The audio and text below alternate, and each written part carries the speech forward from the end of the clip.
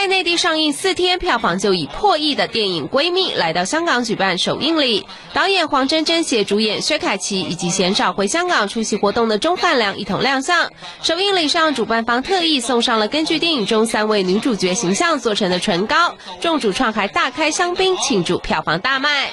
在电影中，薛凯琪的角色跟以往很不一样，破格出演一个性感多情的万人迷。这对素来以乖巧甜美形象示人的薛凯琪来说，是一个不小的突破。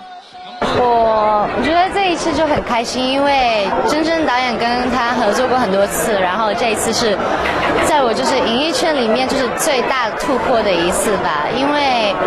平时我都是演一些乖乖女，然后这一次我刚好是演一些就是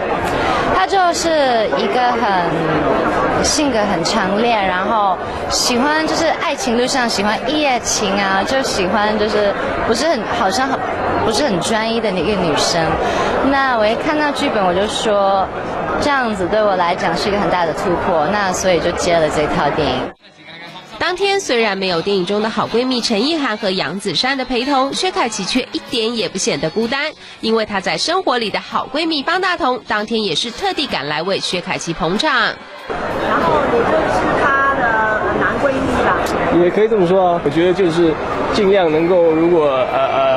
有不开心啊，大家就是可以一起分享啊，或者是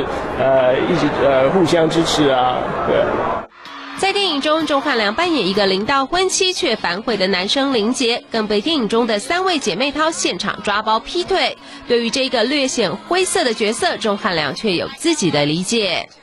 他只是一个概括的形容这个戏里面的男生，其实没有那么单纯的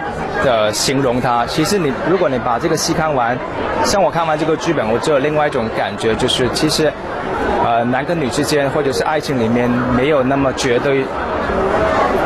的说对或者是错，那里面很多很复杂的原因因素，比如说男生跟女生的观点不一样啦，对人生观的不一样，或者对爱情观的不一样了。